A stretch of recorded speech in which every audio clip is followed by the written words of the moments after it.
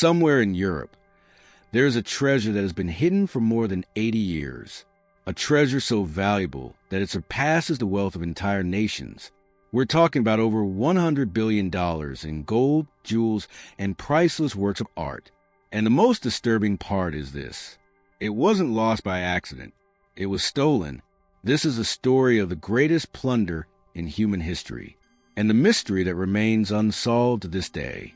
During World War II, between 1939 and 1945, something unprecedented took place. A systematic looting operation, organized with almost industrial precision. Entire museums were emptied. Bank vaults were broken into. Homes of entire families were looted, often within just a few hours. Everything of value disappeared. Gold bars, silver ingots, jewels that once belonged to European royalty, ancient coins more than 2,000 years old, and priceless works of art, paintings by masters like Rembrandt and Vermeer, works that today would be worth hundreds of millions of dollars each. But here's the detail most people never imagine. None of this was stolen chaotically. Every single item was cataloged, numbered, photographed, carefully recorded in endless lists. Then everything was meticulously packed into wooden crates, loaded onto special trains that crossed Europe, and hidden in secret locations, far from the eyes of the world. Deep caves, underground bunkers, abandoned mines. Some of these hiding places became legendary. The salt mines of Austria, for example, function like natural vaults. The dry air perfectly preserved paintings, sculptures, and ancient manuscripts. But the largest hiding place of all was in Germany, in the Merkers mine, more than 700 meters underground. One of the greatest treasures ever assembled was stored. In April of 1945, American troops made a discovery that left even seasoned generals speechless.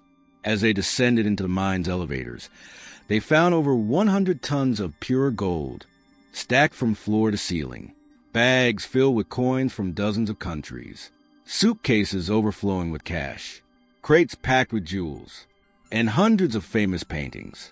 The value was so staggering that it took weeks just to complete the inventory.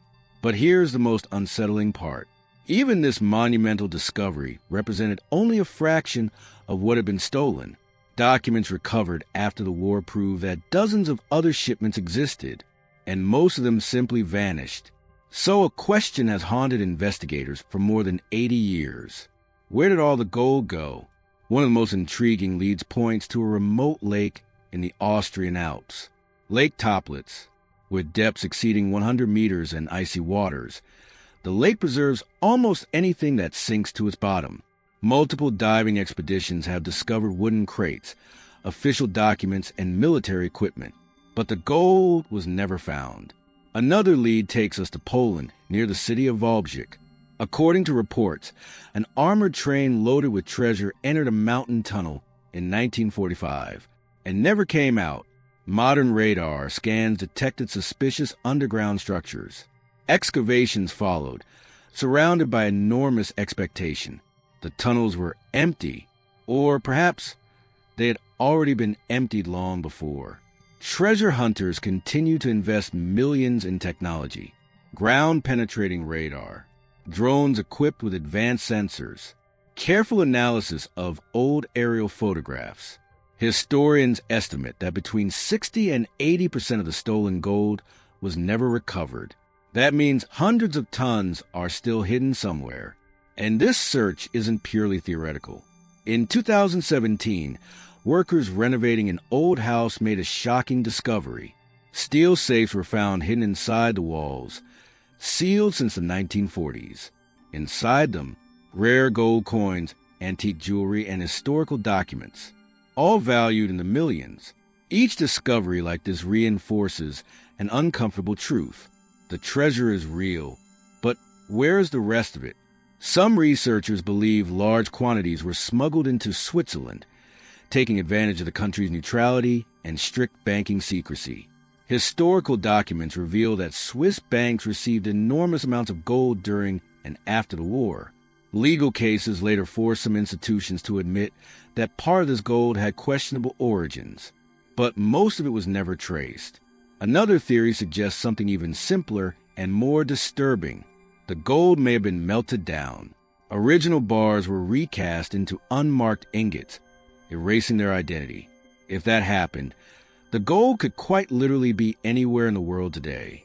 And there is one final, even bolder theory. That part of the treasure was transported by submarines across the Atlantic, bound for South America. Historical records confirm that many fugitives settled in Argentina, Brazil, and Chile after the war. If people managed to escape, why not the gold? What we know for certain is that only a small fraction of this immense fortune was ever recovered and returned. Some artworks made their way back to museums. Some families recovered lost jewelry. But these are exceptions. The vast majority of this wealth remains missing, hidden somewhere in the world, perhaps in a bank, perhaps at the bottom of a lake, perhaps inside a tunnel beneath a mountain, or perhaps divided among hundreds of different hiding places. It is still out there, waiting for more than 80 years. And who knows, the greatest lost treasure in history may still be waiting to be found.